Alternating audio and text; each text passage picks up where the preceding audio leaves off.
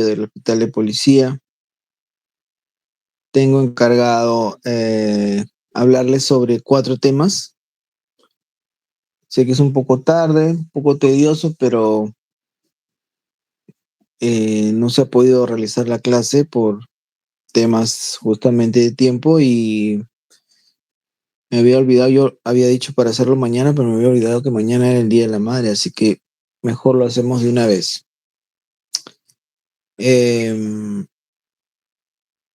Más que todo me quiero enfocar en algunas cosas puntuales de la presentación, ¿ya? Porque yo siempre pregunto, o mis preguntas están basadas netamente en lo que yo pongo en las diapositivas, porque ustedes son chicos de pregrado y no necesitan saber tanto como un residente, pues, ¿no? Necesitan saber alguna noción de lo que se hace en la especialidad de cirugía de cabeza y cuello. Y una de esas patologías que tiene que ver mucho también con el personal de salud que tiene que ver con odontología, son los 2 primeros temas que vamos a desarrollar, como la van a ver a continuación. Pero nosotros como médicos generales que van a ser ustedes, tienen que tener conocimiento de estas patologías. ¿Ya? Por eso que vamos a hablar de esta primera clase, que es alteración en el desarrollo de los maxilares. Okay. Vamos a ir pasando rápidamente algunas diapositivas, ¿ok? Bueno, para recordar que embriológicamente los maxilares van a ser originados por el primer arco branquial. Okay. A cualquier alteración a nivel del primer arco branquial puede dar como resultado una alteración en el maxilar superior y en el maxilar inferior. Aquí, por ejemplo, en esta imagen, vean cómo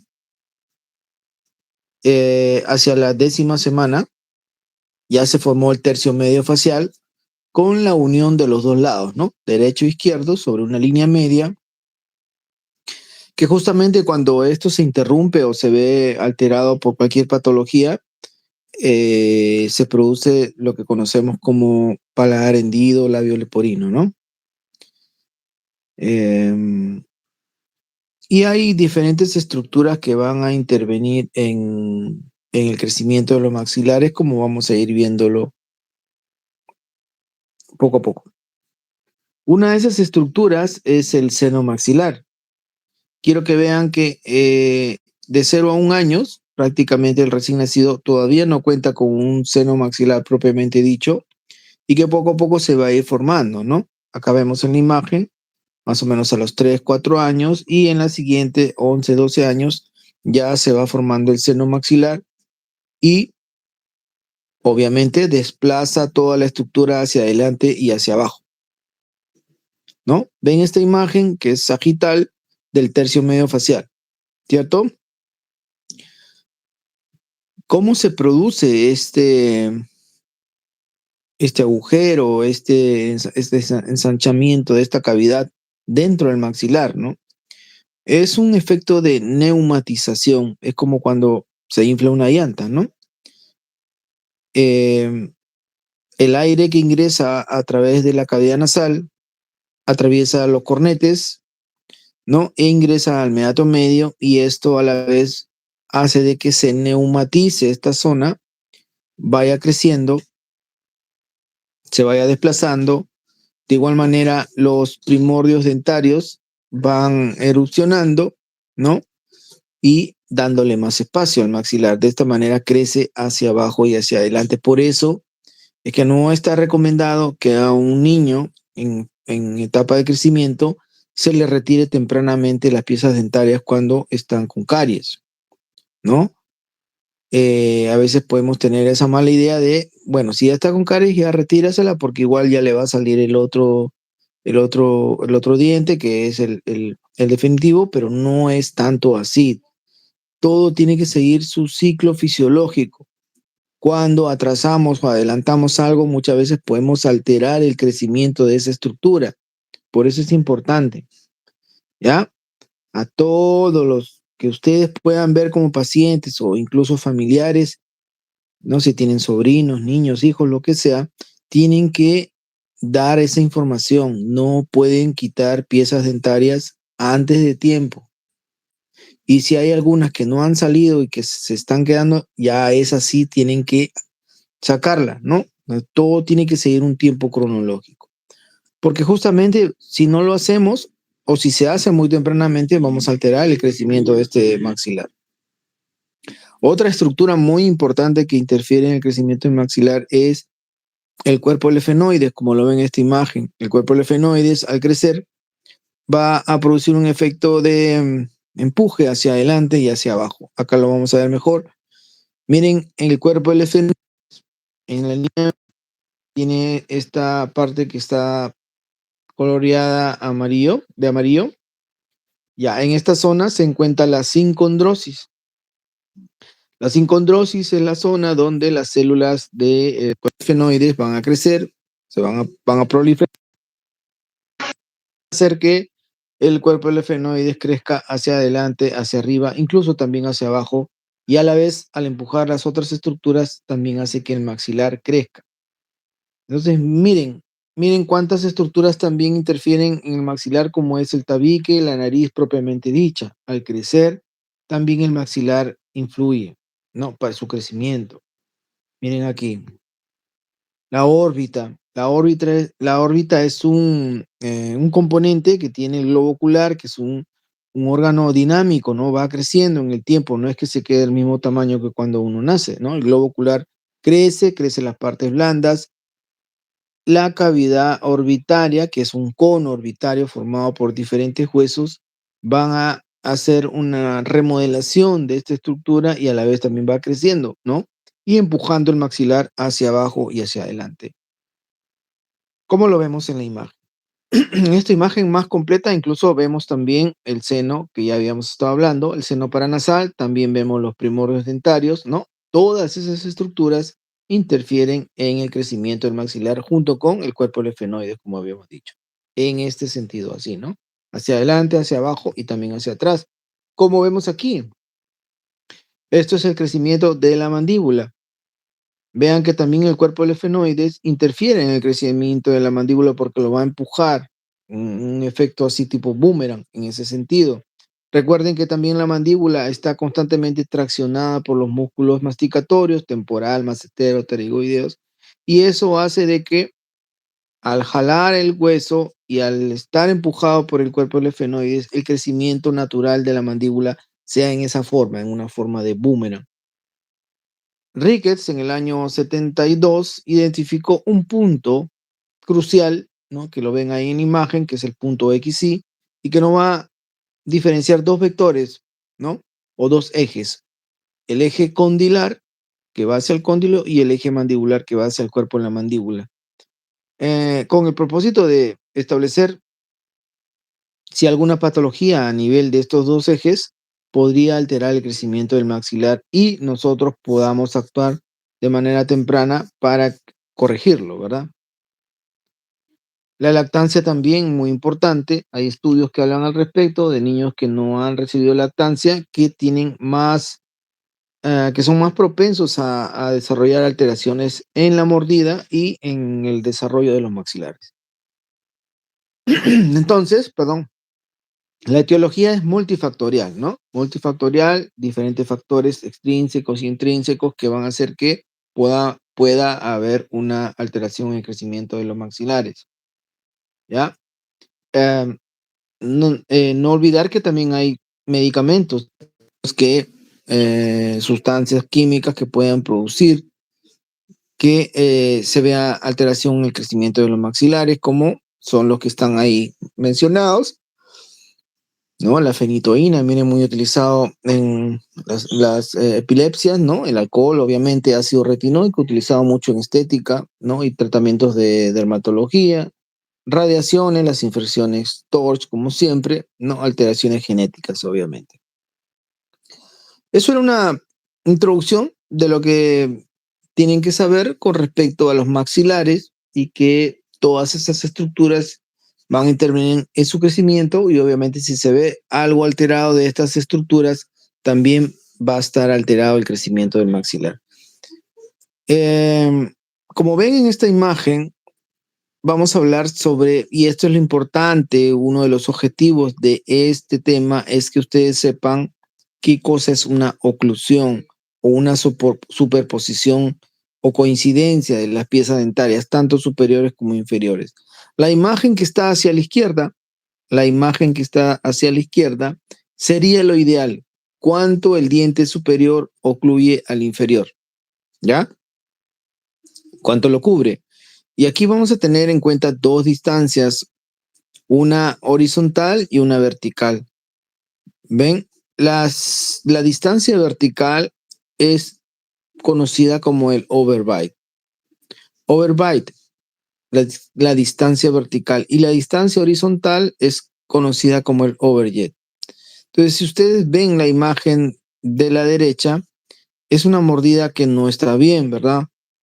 No está bien, no debería ser una mordida así. Ahorita vamos a ver las clases de mordida y esta mordida vamos a ubicarla en una de esas. Aquí vemos que el diente superior ocluye demasiado al inferior, prácticamente lo cubre en su totalidad, cosa que no está bien. Es una mordida profunda.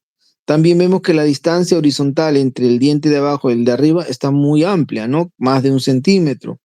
Está mal, ¿no? Ese overjet está mal, está muy amplio. Entonces, esta mordida no está bien. Entonces, ¿cuáles son las clases de mordida? Según la clasificación de Angle, tenemos 3 tipos de mordida, 1, 2 y 3 en romano.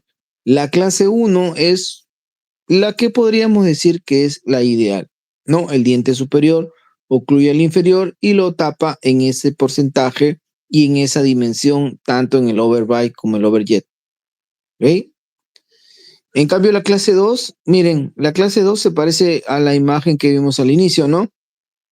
Una mordida muy profunda, ¿no? Con los dientes superiores muy alejados de los inferiores, ¿no? Al parecer, ahí ha habido algo que podría ser que el maxilar inferior no creció como debe o que el maxilar superior creció demasiado. Vamos a determinar eso. Pero, bueno, la clase 2 es como la ven ahí, una mordida muy profunda con un overjet y overbite alterados, obviamente, ¿no? Muy profundo. Esa es la clase 3, es la inversión de todo. O sea, el diente inferior ocluye al superior y esto no debiera ser así, ¿cierto? O sea, todo está invertido, ¿no? Obviamente el overbite y el overjet también están alterados porque no cumplen con lo que vimos a un inicio, ¿cierto? Entonces, esta es la clase 3, más conocido también como el prognatismo, ¿no? Prognatismo, ¿ya? El prognatismo, perdón.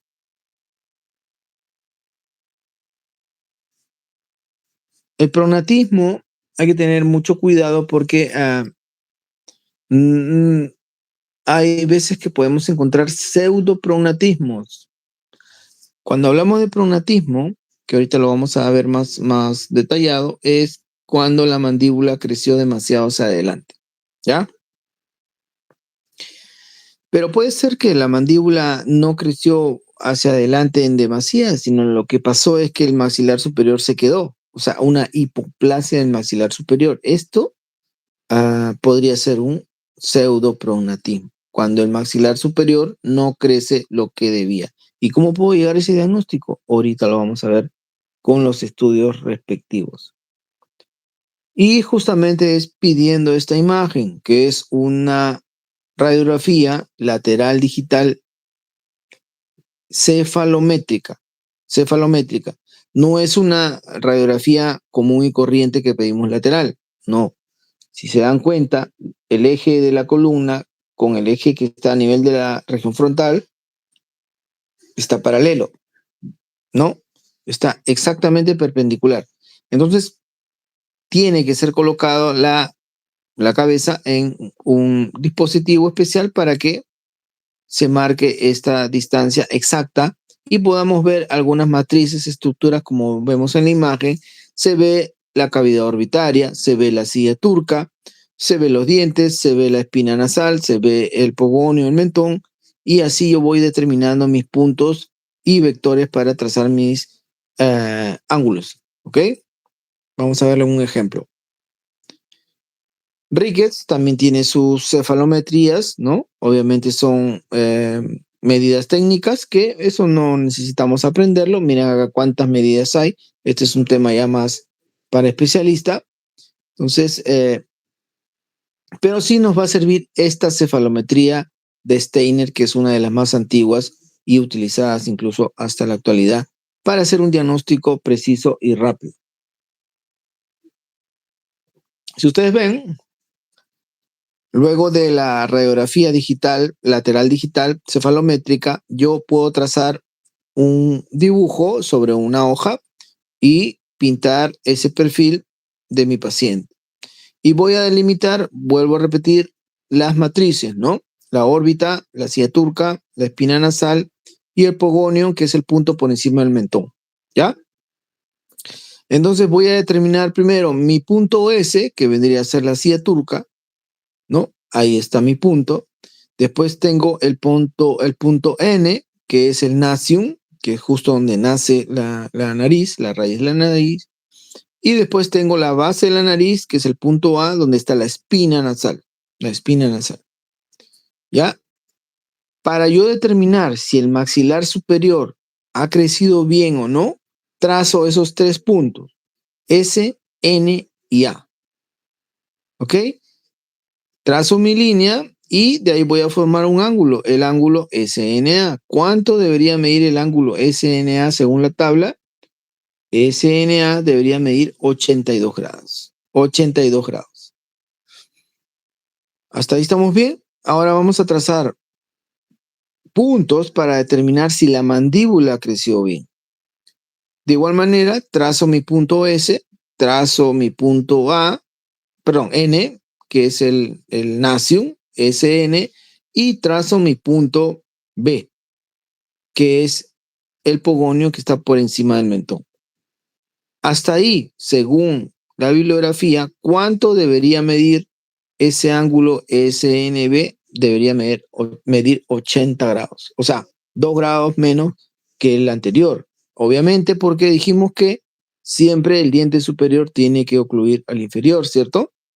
Entonces, si uno mide 82, el de arriba, el de abajo debe medir 80 grados. ¿Qué pasa en el prognatismo? Es totalmente al revés. Yo trazo mis puntos y me doy cuenta que el ángulo SNA está bien, está con sus 82 grados. Pero si trazo el ángulo SNB, este está más de 82, 84, 85 muchas veces. Entonces, eso me ratifica que la mandíbula creció demasiado hacia adelante. No es problema del maxilar. ¿Se entendió? A ver, hasta ahí, ¿alguna pregunta? ¿Hola? Sí se entendió, doctor. Ok, gracias. Entonces, en el prognatismo, ¿qué vamos a encontrar? Una mala oclusión, ¿no? Una clasificación de ángulo tipo 3, incompetencia labial, miren cómo no puede cerrar bien los labios, una mordida abierta anterior, obviamente una mala oclusión, un overjet negativo y el ángulo SNA normal, 82 grados. ¿Qué pasa con el ángulo SNB? Aumentado, pues más de 82, puede ser 83, 84, hasta 85, ¿no? Listo. ¿Cuál va a ser el tratamiento aquí?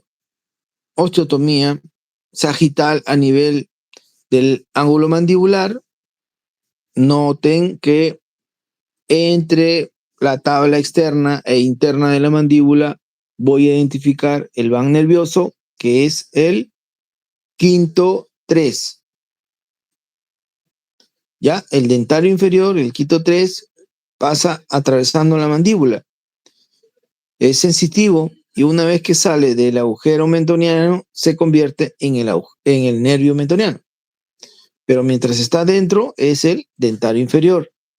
Entonces, si yo daño a ese nivel, ese nervio, voy a tener problemas a nivel sensitivo de todos los dientes la zona de las partes blandas de esa parte, ¿no? Y es catastrófico porque el paciente prácticamente no siente nada en el labio. Cuando toma alguna sustancia caliente se puede hasta hacer daño porque no siente que se está quemando.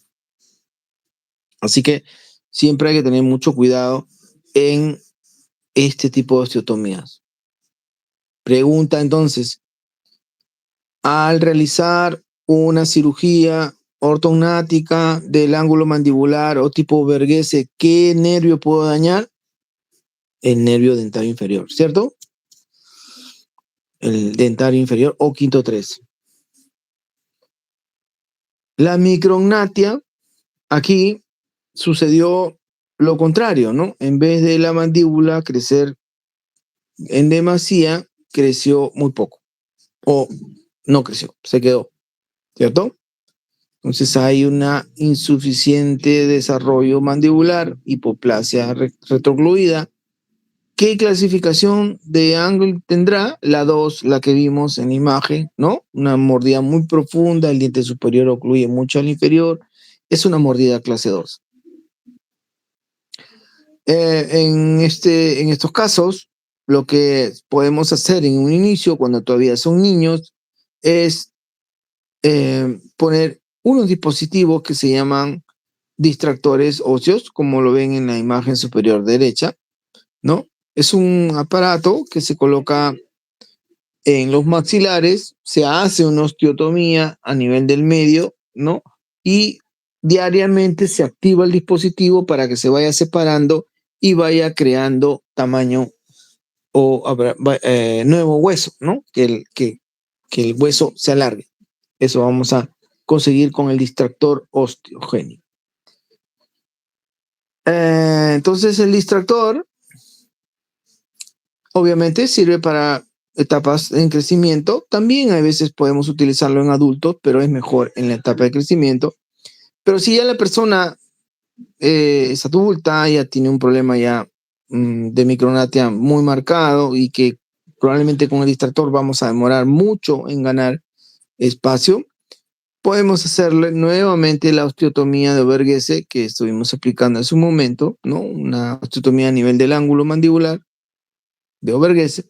Y lo que hacemos es adelantar la mandíbula hasta llevarlo a una oclusión adecuada, una clase de tipo 1 de ángulo, ¿no?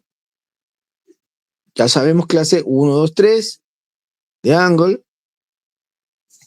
La microgenia, a diferencia de la micrognatia, yo trazo mis puntos SNA, SNB, trazo mis ángulos, 82 grados, 80 grados y todo está ok.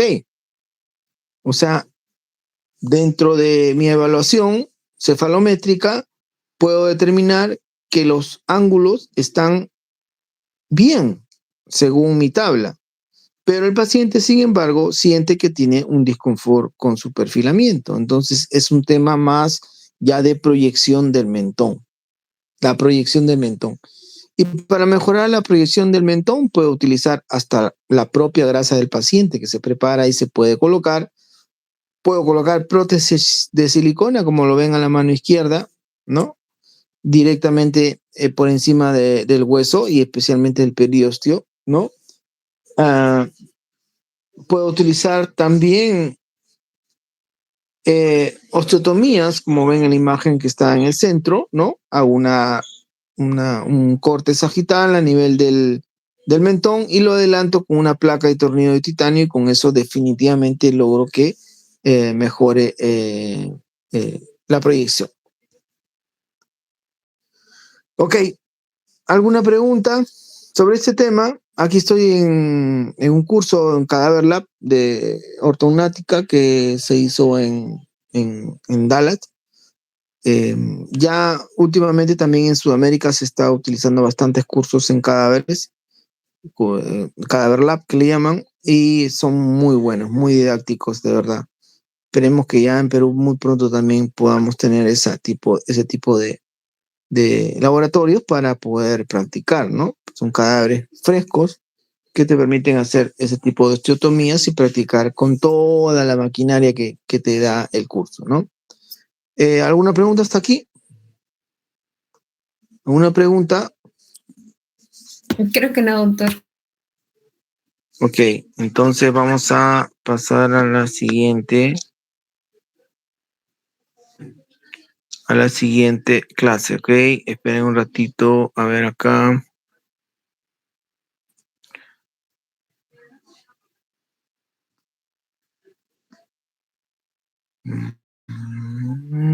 Ya, acá está.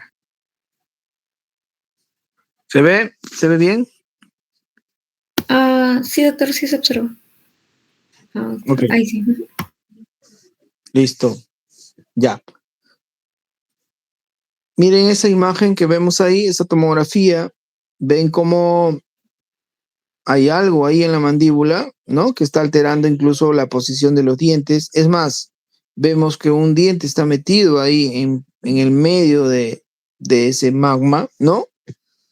Entonces, eso es justamente el tema que vamos a hablar ahora, que es quistes y tumores de origen odontogénico. Quistes y tumores de origen odontogénico. Entonces, hay que saber que la currícula nos pide que hablemos de los más frecuentes, ¿no? Y viendo esta clasificación del 2017 de la OMS, vean cuántos tumores o quistes odontogénicos existen. Una infinidad, ¿no? Acá todavía hay más de lo que yo he colocado ahí en esta clasificación. Sin embargo, la currícula nos pide que hablemos solo de algunos o los más comunes. Recordar que son muy raros estos quistes y tumores, ¿no? Sin embargo, sí se ven en la práctica clínica y ustedes como médicos que van a hacer tienen que tener conocimiento, ¿no? La clínica o los síntomas de este tipo de patología va a ser muy parecida, porque obviamente al tener alguna alteración a nivel de las piezas dentarias o alguna de las estructuras que interfieren en la odontogénesis, voy a ver como resultado un tumor que me va a producir ¿qué cosa? Aumento de volumen a nivel de los maxilares, ¿no? Y que está relacionado a alguna pieza dentaria o a varias piezas dentarias. Entonces, la clínica, los síntomas son los mismos. ¿Y cuál va a ser el tratamiento? Prácticamente el mismo también, porque es resección, ya sea enucleación del tumor más la pieza dentaria o una resección en bloque de toda la zona que está alterada, ¿no? Entonces, ven, los síntomas son los mismos y la resección aparentemente es la misma también, ¿ok? Por eso es que la currícula nos pide que hablemos solo de los más frecuentes porque vamos a hacer prácticamente lo mismo.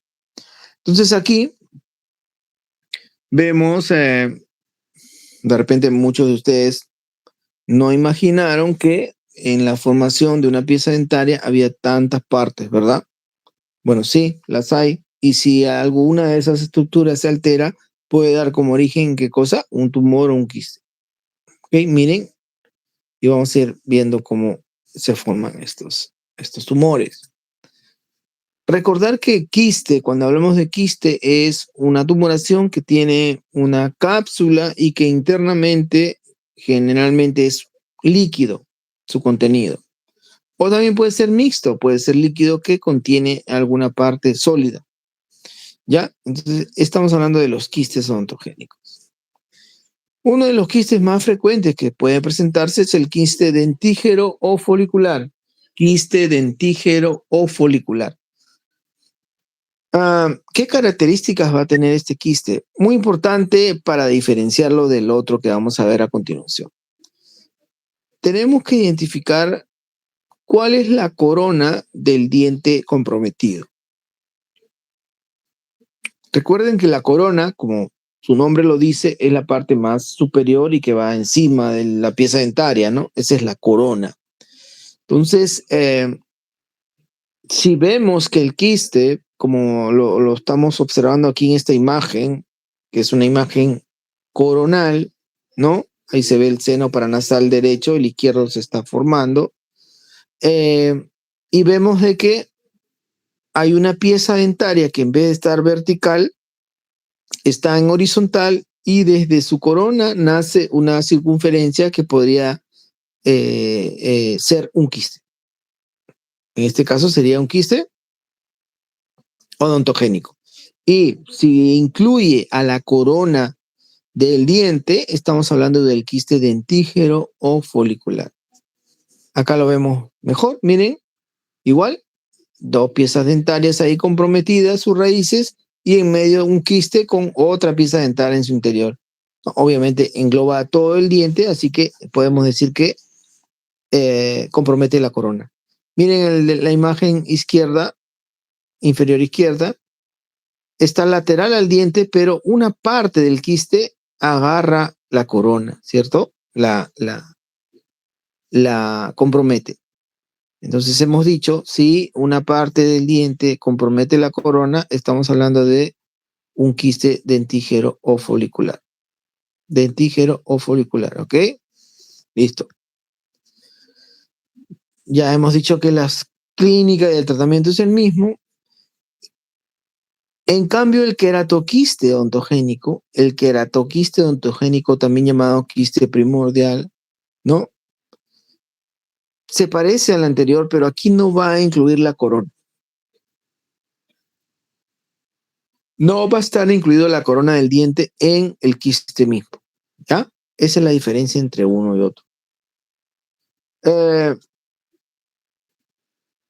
Hablamos primero de los quistes del desarrollo, ahora vamos a hablar de los quistes inflamatorios, que justamente son uno de los más frecuentes en nuestra población, puesto de que no tenemos una educación de salud bucal adecuada, ¿no? Entonces, los quistes inflamatorios, el más frecuente o uno de los más frecuentes es el quiste radicular, ¿ya? Que se puede presentar en tres maneras: apical, lateral o residual. Y algo muy importante que lo vemos ahí es que tiene una posibilidad de malignización hacia cáncer epidermoide. Así que hay que tener mucho cuidado con ese tipo de quistes. Entonces,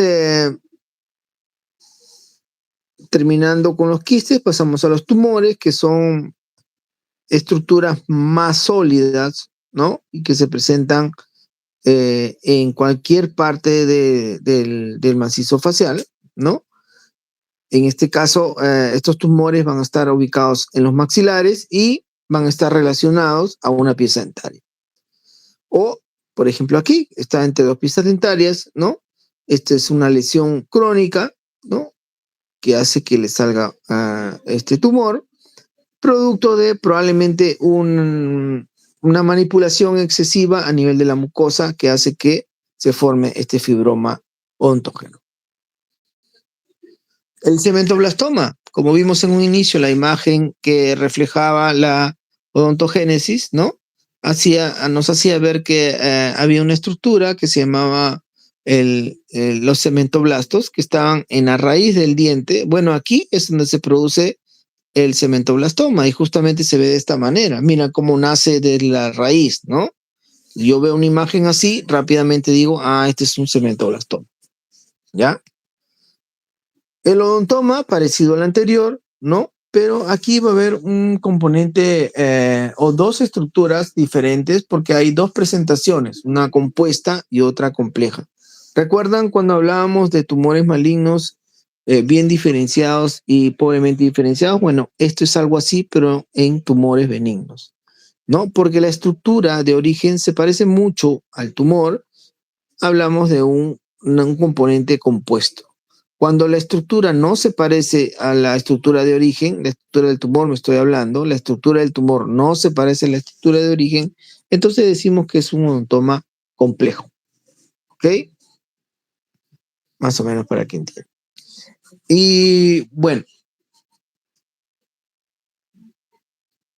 como último tumor de la parte odontogénica, la currícula nos dice que hablemos sobre el ameloblastoma. Lo van a escuchar mucho ustedes en su práctica, porque el ameloblastoma es un tumor benigno, repito, es un tumor benigno, pero que es altamente recidivante y altamente, vamos a decir así,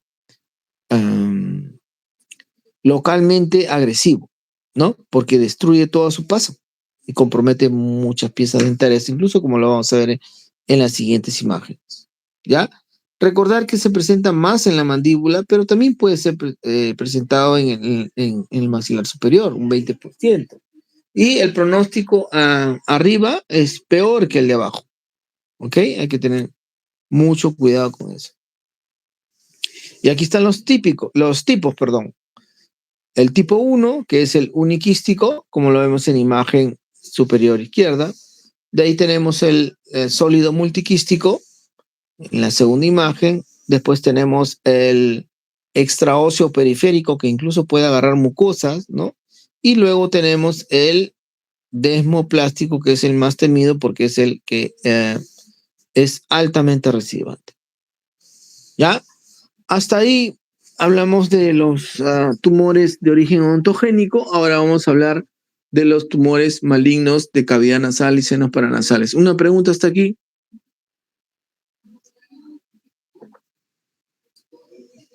Hola. Creo que no, doctor.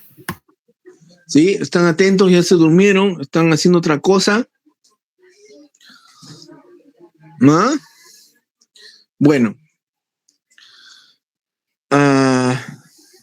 Este tema es apoyado en la bibliografía del libro del Dr. Shah, ¿no? Que hace un estudio muy bueno sobre tumores malignos de cavidad nasal y senos paranasales.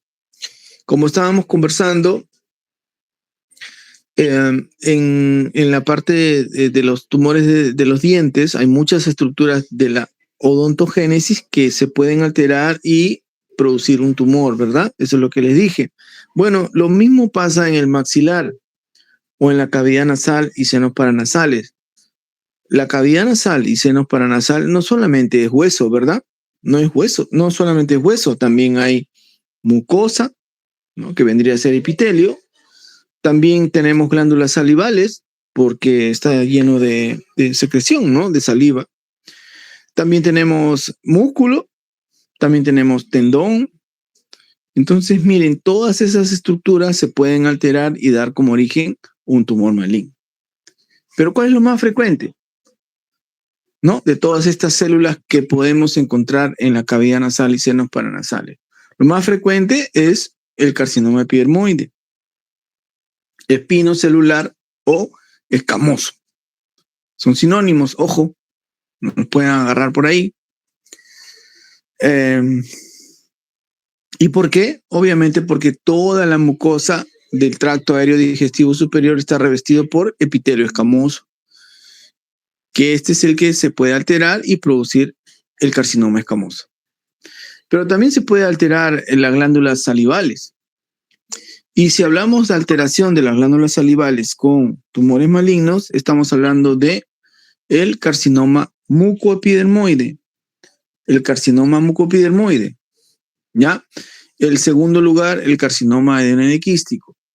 Y si el tejido de origen del tumor maligno es neuroendocrino, bueno, estaremos hablando del neuroblastoma olfatorio. Pero ¿qué pasa si lo que se altera son más bien el músculo o los tendones o los cartílagos? Bueno, estamos hablando de las partes blandas, estamos hablando de sarcomas, los sarcomas. ¿Ya? Entonces, más o menos para que tengan una idea de que todas esas estructuras pueden dar como origen un tumor maligno. ¿Ya? Yo creo que está claro ahí, ¿verdad? Está claro más o menos un resumen de todos los tumores malignos que podemos presentar o que se pueden presentar en la cavidad nasal y senos paranasales. Pero aquí está otra vez un estudio hecho en el Memorial Sloan sobre muchos años de pacientes con este tipo de patologías y donde identificamos que el carcinoma epidermoide es a la cabeza el que presenta más alteración. ¿Ya? Ahí está representado y se ratifica la bibliografía también de otros países donde se comprueba de que el más frecuente es el carcinoma epidermoide. ¿Cuál es el sitio de ubicación más frecuente? ¿Cavidad nasal o senos paranasales? La cavidad nasal siempre tiene un poco más de porcentajes en diferentes estudios a nivel mundial, que su presentación es la más frecuente, ¿no? Cavidad nasal. La etiología, el tabaco siempre está en la cabeza de todo, ¿no? El tabaco. También está la preexistencia del papiloma invertido. Todavía no hay estudios respecto a lo que usan ahora los jóvenes y muchos de ustedes también, ¿no? El famoso vape, que también al ser un químico, de hecho que va a producir alteraciones, ya por el momento ya se sabe que produce fibrosis pulmonar, que no es nada menor, ¿no? Pero bueno, hay algunos que lo utilizan pues como si fuera pues, no sé, el pan de cada día, ¿no? Lo utilizan ahí, los veo que hacen sus aspiraciones, hacen sus jueguitos con el humo. Bueno, ya cada uno sabe lo que hace con su cuerpo. Entonces, el tabaco sí está definitivamente ligado a esta patología. Y como ven ahí, hay una preexistencia de papiloma invertido. El papiloma invertido es un tumor benigno de la cavidad nasal, como unos pólipos, ¿no? Como los pólipos, como los adenoides que tenemos en la cavidad nasal. Bueno, el papiloma invertido es un tumor parecido y que es benigno. Sin embargo, su presencia puede determinar que el 10% ya tenga un carcinoma in situ. Algunos químicos como el níquel, por ejemplo, el níquel que es utilizado en el trabajo con material de acero inoxidable, ¿ya? El gas mostaza que fue utilizado en la Primera Guerra Mundial, químicos que se utilizan en el procesamiento de cuero y polvos de madera. Todo esto lo digo porque recuerden que cuando nosotros recibamos al paciente, el paciente nos va a preguntar, doctor, ¿y por qué me salió esto? ¿Por qué? Entonces nosotros tenemos que buscar por qué, señor, en qué trabaja, trabaja con cuero, qué sustancias utiliza, trabaja con acero inoxidable, no, todo eso es importante, ¿no? Fuma, es fumador, entonces todo hay que preguntarlo, ¿ya?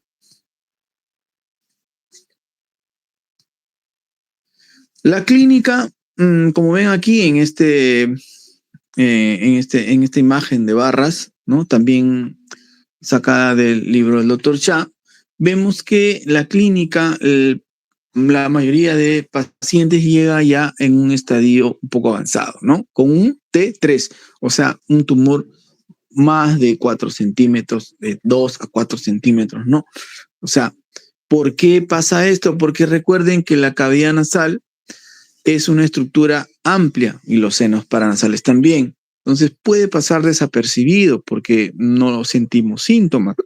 O los síntomas pueden ser mínimos, como por ejemplo obstrucción nasal, ¿no? ¿Quién no tiene obstrucción nasal? ¿No? Pueden confundirse con una rinitis, puede confundirse con una gripe, puede confundirse con tabique desviado, etcétera, ¿no? Epistaxis, sangrado, ¿no? Puede confundirse con que tiene algunos vasitos ahí que se revientan y bueno, están siendo tratados por otorrinos, médicos generales y no le toman importancia y cuando se dan cuenta ya estamos hablando de que era un carcinoma epidermoide de cavidad nasal y senos paranasales. Por eso es que al ser una cavidad tan amplia y tener unos síntomas tan pobres, vamos a decir así clínicamente, hace que podamos confundirlo y no tomarlo con la importancia adecuada, ¿no? En etapas avanzadas van a haber algunos signos ya más característicos, como por ejemplo son la proptosis. ¿Qué cosa es la proptosis?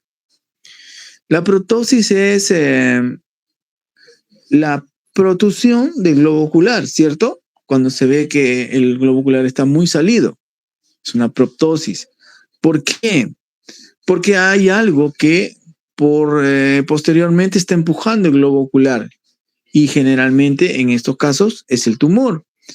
Recuerden, al estar en la cavidad nasal o senos paranasales está muy cerca al piso de la órbita. Recuerden que el techo del seno paranasal es el piso de la órbita, ¿no? Y es muy delgado. Entonces, el tumor si crece y rompe ese piso, se va a meter dentro del cono orbitario y obviamente al meterse va a empujar el globo ocular hacia adelante, produciendo la proptosis y la diplopía también que vemos ahí, ¿no? Entonces, y si está en la cavidad nasal y crece hacia arriba, va a llegar a la cresta galli, va a llegar al nervio olfatorio y va a producir obviamente anosmia, cacosmia, ¿no? Entonces son signos que se ven por invasión tumoral ya muy agresiva. Trismus. ¿Qué cosa es el trismus? El trismus es la limitación a la apertura bucal. ¿Cuánto debería abrir una persona la apertura bucal? ¿Cuánto debería ser? 4 centímetros y se mide del borde del incisivo al superior al inferior. 4 centímetros, si el paciente tiene menos de eso, es que ya tiene un problema a nivel del espacio masticatorio. Estamos hablando de la región pterigoidea, ¿no? Donde el tumor que viene de la cavidad nasal, los senos paranasales, se puede meter al espacio pterigoideo o incluso a la fosa infratemporal y producir trismus si el paciente no puede abrir la boca. Mal pronóstico para el paciente cuando ya tiene este tipo de síntomas. Hipoacusia o otitis media serosa, ¿por qué? Porque recuerden que al ser la cavidad nasal o senos paranasales puede llegar a la nasofaringe donde está la trompa de Eustaquio, que es el que le da ventilación al oído medio, se obstruye esta trompa de Eustaquio y el paciente empieza a tener aumento de secreción a nivel del oído medio por otitis. ¿Ya? Y bueno, adenomegalia cervical ya como una metástasis regional, ¿no? Regional a la región de los ganglios que van a drenar este tipo de patología. ¿Ya? El diagnóstico, una buena anamnesis siempre, ¿no? Siempre una buena anamnesis. El apoyo de una tomografía nos va a servir mucho para determinar la línea de Ogren. La línea de Ogren me va a servir para el diagnóstico y también para el pronóstico, recuerden. Trazo una línea del canto interno de la órbita al ángulo mandibular y voy a dividir los tumores en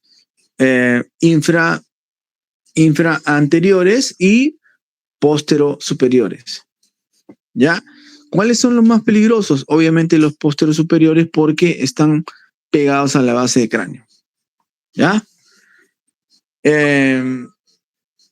Si veo un tumor, ya debo pensar en hacer algún tipo de biopsia, que puede ser incisional o por BAF, pero ya tengo que ir pensando en mi siguiente paso, ¿verdad? Que sería la cirugía. Entonces, la cirugía vendría a ser lo que antiguamente se conocía como las maxilectomías. Antes era más agresivo, pues habían las famosas operaciones comando, ¿no? Ya de escuchar nomás una operación comando, ya te daba miedo, ¿no? O sea, ¿qué me van a hacer? Diría el paciente, ¿no? Y sí, pues efectivamente eran muy agresivas, prácticamente sacaban media cara al paciente. Actualmente ya no se es tan agresivo porque se ha comprobado en el tiempo que el ser muy agresivo muchas veces no cambiaba el pronóstico. Entonces, si no te va a cambiar el pronóstico, no te va a cambiar la sobrevida, entonces, ¿para qué ser tan agresivo y producir tanta morbilidad en un paciente que le quedan pocos años de vida y que quiere vivir por lo menos adecuadamente, ¿no? Pues justamente ahora se estila mucho eso, que es darle calidad de vida al paciente. Si no va a mejorar su pronóstico, ¿por qué ser tan agresivo y tan mutilante, no? No tiene sentido. Por eso es que ahora las maxilectomías son selectivas o son de una zona específica. Si el tumor está en la parte inferior, estamos hablando de la infraestructura, solamente reseco la infraestructura.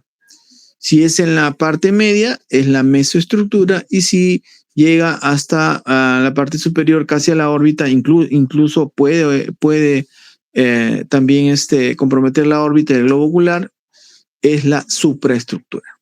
¿Ok? La supraestructura. Esta es la incisión de Weber-Ferguson, ¿no? Es una incisión que se hace subciliar, va pegada a la nariz y se extiende hacia la parte medial del bermellón, ¿no? Y hace que expongamos el maxilar de esta manera, ¿ya? Entonces ahí, una vez que tenemos expuesto todo el maxilar, ya podemos decidir qué cosa vamos a retirar, ¿no?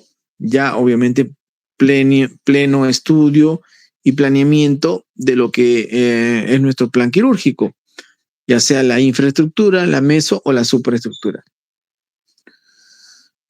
Recordar que al yo sacar prácticamente el maxilar, voy a crear una comunicación entre la cavidad oral y la cavidad nasal, ¿no? Como si fuera un paciente de labio leporino.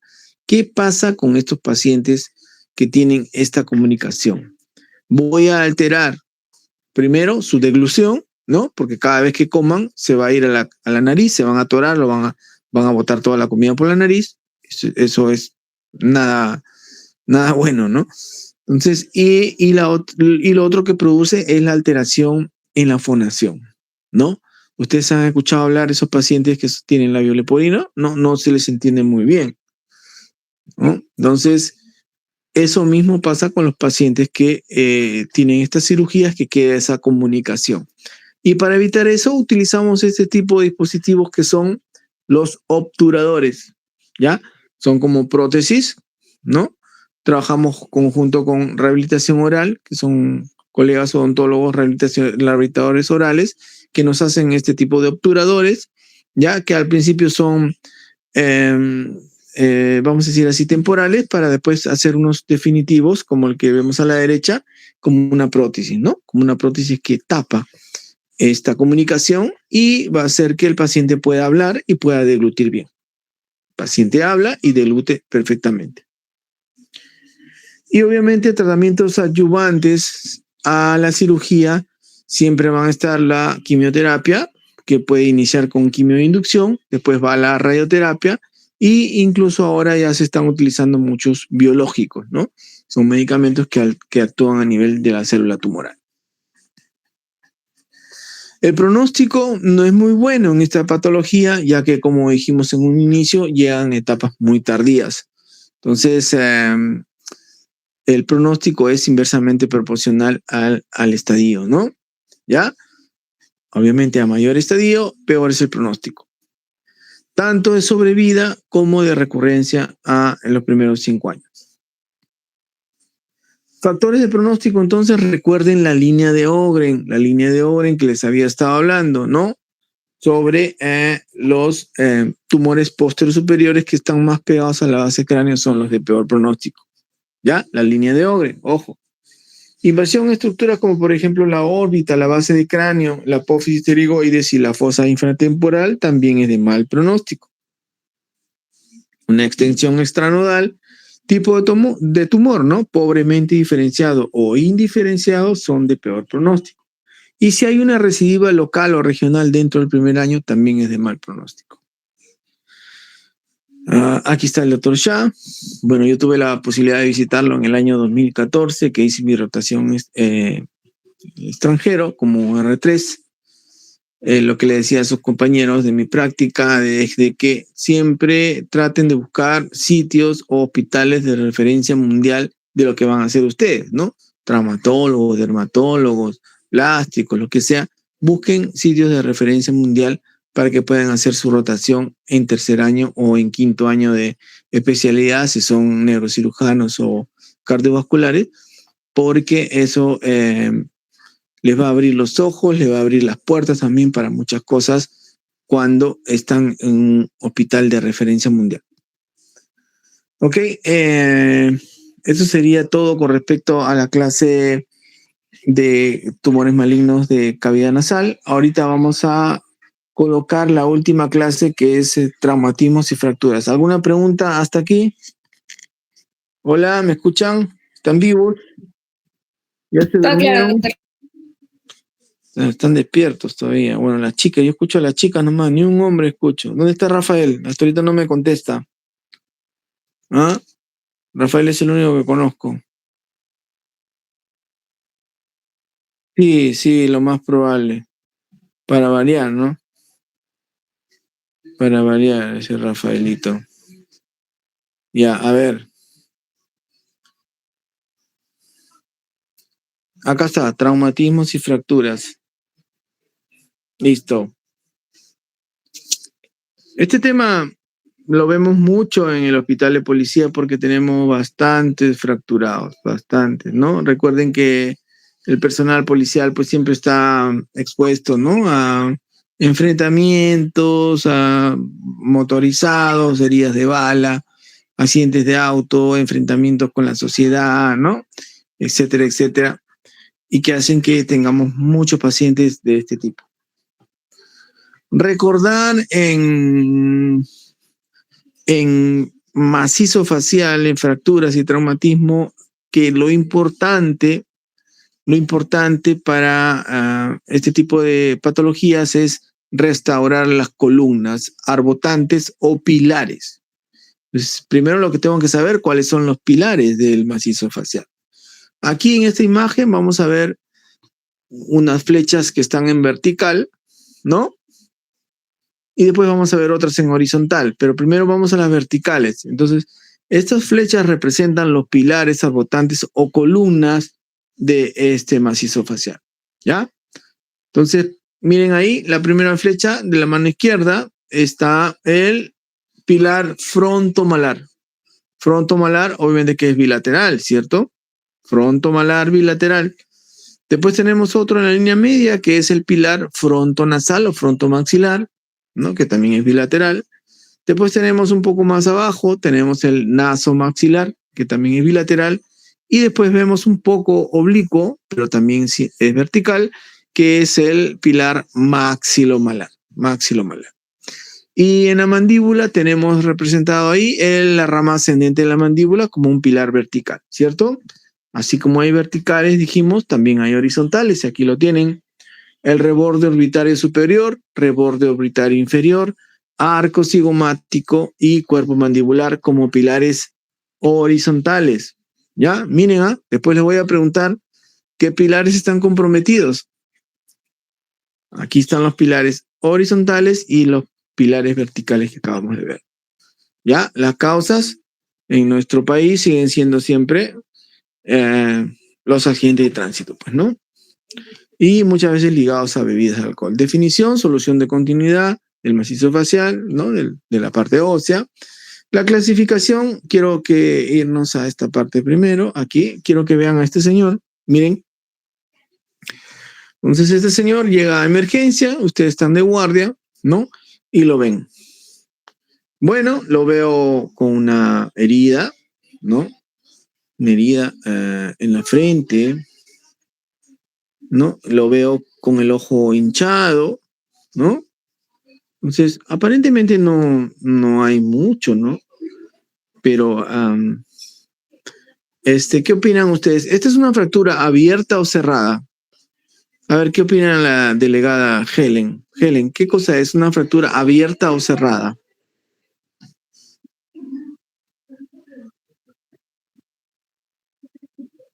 Así es una fractura abierta que ha estado expuesta. Que ya lo haya suturado un interno en la posta o un enfermero, un técnico, ya eso es otra cosa. Pero aparentemente esto ha sido una fractura abierta. Entonces ya desde ahí me voy dando cuenta que yo tengo que cubrirlo ya, ¿no? Con buenos antibióticos. Cubrir gran positivos, gran negativos, incluso hasta anaerobios. ¿Ya? Muy bien. Entonces es una fractura abierta. Sí, así es. ¿Qué más podemos ver en este paciente? ¿No? Al parecer no solamente el ojo está hinchado, sino que aparentemente uno está más abajo que el otro. ¿Ya? Entonces, probablemente sea una fractura no tan simple, sino más bien conminuta y desplazada, obviamente, porque veo que la órbita está un poco más abajo que la otra, ¿no? Y obviamente inestable porque al ver una fractura así que está diferenciando la órbita, yo ya saco mi conclusión de que este está inestable, pues, ¿no? Entonces pido mi tomografía, ¿no? Y acá está. Esta es la tomografía del señor, miren. Ahí está la tomografía. ¿Ah? ¿Cómo lo ven? ¿Cómo lo ven? A ver, ¿qué pilares están comprometidos ahí? Acabamos de ver los pilares verticales. ¿Horizontales? También horizontales. También hay horizontales comprometidos, pero hay varios pilares verticales ahí comprometidos. ¿Recuerdan que dijimos el pilar frontomalar? Los dos lados están comprometidos, miren, está roto. El pilar frontomaxilar está roto, los dos, ¿no? El pilar maxilomalar también está roto, los dos. Y el pilar nasomaxilar también está roto. O sea, prácticamente del tercio medio casi todos los pilares verticales están rotos. ¿Ya? Y si hablamos de pilares horizontales, tenemos los dos rebordes orbitales inferiores están rotos, ¿no? Los dos rebordes orbitales inferiores. Entonces, miren cuántos pilares en este señor, en un solo paciente hemos visto que están fracturados, ¿no? ¿Ya? Entonces, aquí está. Aparentemente no tenía mucho, pero ahí vemos que tiene bastante, ¿no? Según la localización, entonces podemos diferenciar o clasificarlos en tercio superior, medio e inferior. Recordad que en el tercio superior tenemos el hueso frontal, pero no solamente el hueso frontal, también tenemos el seno frontal. ¿Y por qué es importante esto? Porque tenemos el hueso frontal que tiene dos tablas, una tabla externa, que es la que se ve, y una tabla interna que no la vemos mucho, ¿no? Entonces, al ver una fractura de la tabla externa, lo más probable es que la tabla interna también esté comprometida. ¿Y qué pasa con la tabla interna? ¿Está relacionada con qué? Con el cerebro, con las meninges. Mucho cuidado entonces, mucho cuidado al tratar de levantar alguna fractura de la tabla externa, y al mover todo, podemos moverlo en bloque y producir más daño que a un beneficio, ¿no? Mucho cuidado con eso. ¿Ven? Aquí se ve la parte externa, pero no vemos la parte interna. Tendríamos que verlo en un corte axial, ¿no? Como lo vemos ahí en la imagen superior derecha, ¿cierto? Para poder determinar si está comprometida o no la tabla interna. Aquí en el paciente que vemos en la imagen de abajo, tiene una tosis, ¿no? Del lado izquierdo. Es una pseudotosis realmente, porque no es que esté caído todo el párpado, sino que el techo de la órbita está fracturado y está desplazado, por eso hace ese efecto como si fuera una tosis, ¿no? Al corregirlo, recuperamos todo, ¿verdad? Ahí se veía recuperado. Los ojos están a la misma altura, las cejas también, ¿no? La fractura nasal, que es una de las más frecuentes, ¿no? Porque creo que si hacemos una encuesta entre todos los que estamos presentes aquí, creo que la mayoría ya se ha golpeado la nariz en alguna oportunidad. Y bueno, esos pequeños golpes incluso a veces tienen pequeñas fracturas que pasan desapercibidas porque son no desplazadas y son pequeñas y son alineadas, ¿no? Pero la fractura de los huesos de la nariz es una de las más frecuentes. E incluso más difícil de diagnosticar porque rápidamente se dematiza, se hincha y son un poquito difíciles de manejar. Las fracturas de la órbita. Recuerden que les dije, la órbita es un conjunto de huesos que forman un cono, ¿verdad? El cono orbitario.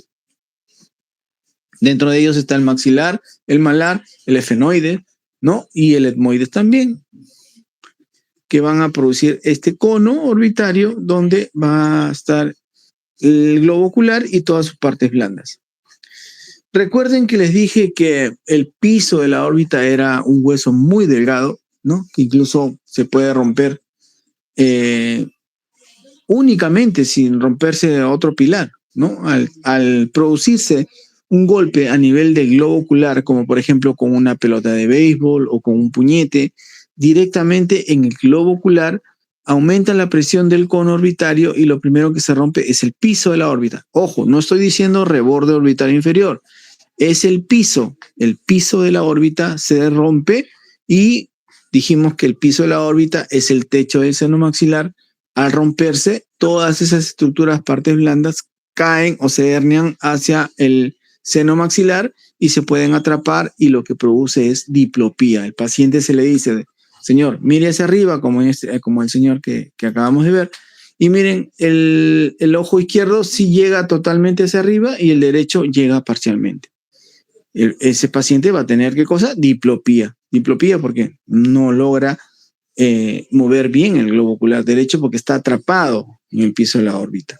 ¿Ya?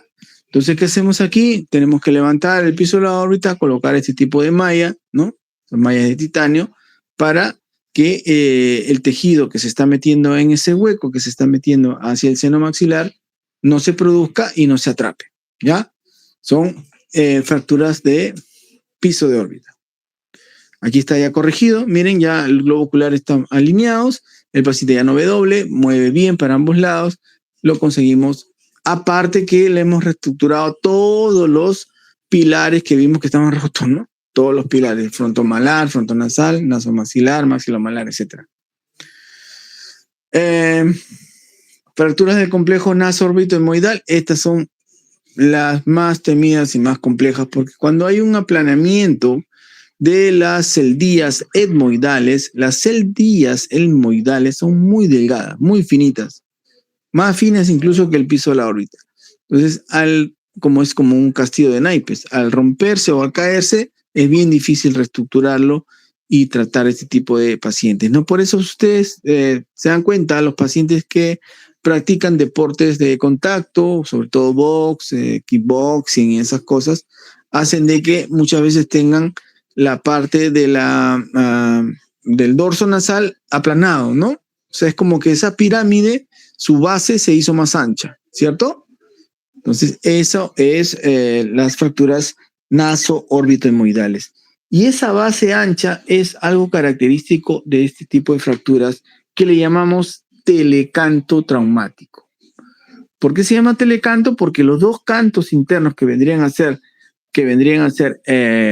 la base de este triángulo se ve aumentada. La distancia está aumentada, por eso es telecanto traumático en fracturas naso-órbito-hemoidales. Los abordajes, bueno, ahí están, ¿no? Corrección de pilares frontonasal, reborde orbital inferior y nasomaxilar, abordajes múltiples, inclusive también la parte vestibular. Fractura del arco cigomático, recordar que cuando uno abre la boca, el cóndilo sale de su articulación y va hacia adelante y hacia abajo. No solamente el cóndilo, sino también el coronoides que va en conjunto con el cóndilo hacia abajo y hacia adelante. Si el arco cigomático está colapsado, al yo querer abrir la boca, no voy a poder porque va a chocar. Va a chocar el coronoide y de esa manera me va a evitar abrir la boca, voy a tener trismus. También porque los músculos están inflamados, ¿no? Voy a tener limitación en la apertura bucal, lo que dijimos que era el trismus. Y lo que tengo que hacer aquí es levantar ese arco cigomático. Y tengo dos técnicas para levantar el arco cigomático. La técnica de Gillies, una Gillies que es una incisión a nivel temporal, ¿no? Llego al músculo temporal. El músculo temporal tiene dos fascias, una superficial y una profunda.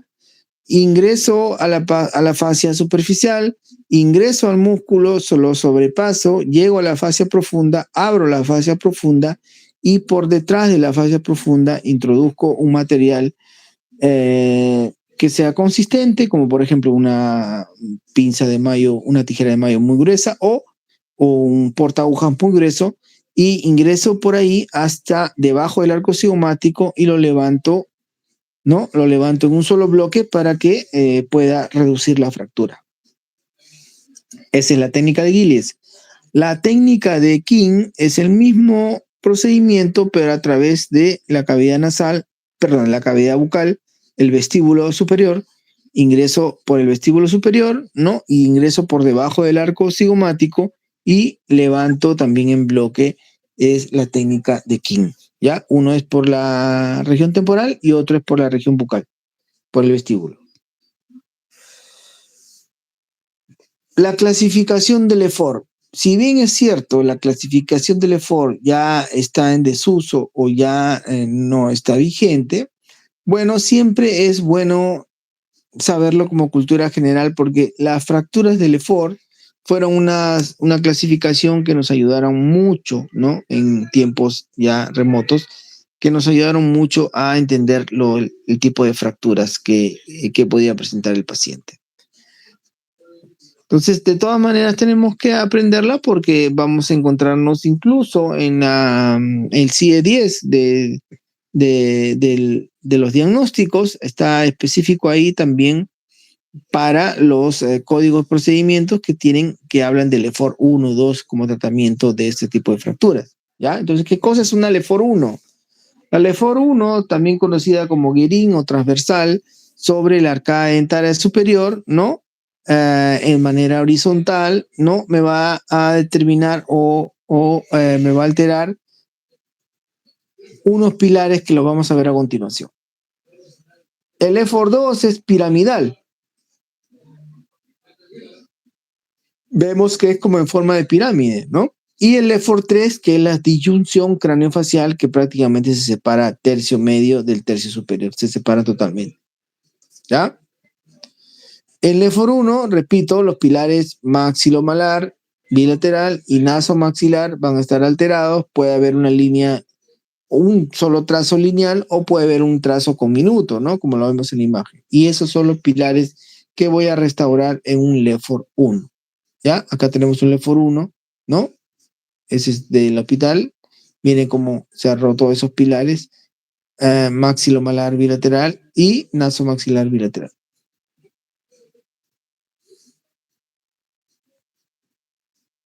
Estos son los pilares que voy a corregir: nasomaxilar y maxilomalar bilateral. Cuando hablamos del LEFOR 2, ¿qué pilares voy a corregir? Maxilomalar de un lado, reborde orbitario de ese mismo lado, frontonasal o frontomaxilar bilateral, reborde orbitario del otro lado y maxilomalar del otro lado, ¿no? Es decir, la fractura en pirámide. Y en LEFOR 3, lo que es la disyunción craniofacial, la disyunción craniofacial estaba comprometido, ¿qué cosa? El arco cigomático bilateral, la unión frontomalar bilateral, la unión frontomaxilar bilateral, ¿no? Es una disyunción craniofacial. En lo que es fracturas mandibulares, aprenderme las partes de la mandíbula, recordar que la línea media es la sínfisis, ¿no? De la línea media hasta el agujero mentoniano sería la parasínfisis. Del agujero mentoniano hasta el ángulo mandibular sería el cuerpo de la mandíbula o rama horizontal. Y después tenemos la rama ascendente de el maxilar inferior y su cóndilo y su coronoide, ¿verdad? Esas son las partes de la mandíbula. Así vienen los pacientes, miren, con herida de bala, miren cómo es con un minuto, todo su malar destrozado, ¿no? Este paciente lo agarró la turba, miren cuántas fracturas le ocasionaron. Miren, el paciente ya está ahí restaurado con, obviamente, una mejora clínica notable, pero psicológicamente el paciente ya quedó con estrés postraumático. Su compañero lo mataron. Ellos dos lo chaparon la turba y a uno lo mataron y él vivió. Diagnóstico, bueno, la evaluación clínica, radiológica. Puedo, si no tengo tomografía, puedo pedir algunas placas que me pueden ayudar, como por ejemplo, si yo quiero ver arco cigomático, pido una incidencia de Hertz, que es para senos paranasales, pero me da esa imagen tipo axial, ¿no? Tipo corte axial, que me va a delimitar los arcos cigomáticos para ver si está fracturado ese nivel. La otra incidencia es la incidencia Towner, que es una incidencia frontal, pero con los cóndilos más alargados que me permiten bien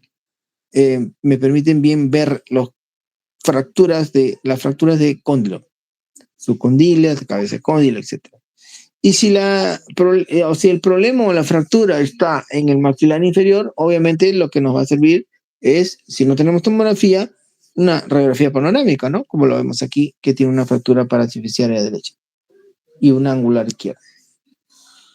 Pero la tomografía sigue siendo el gold estándar.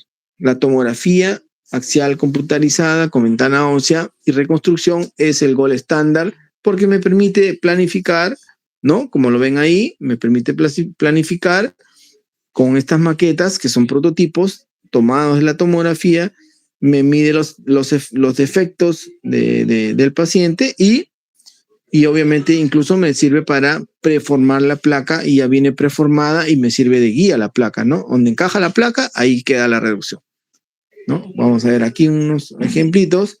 Bueno, el tratamiento, recordar, como les dije, que lo principal es restaurar los pilares o orbotantes, ¿no?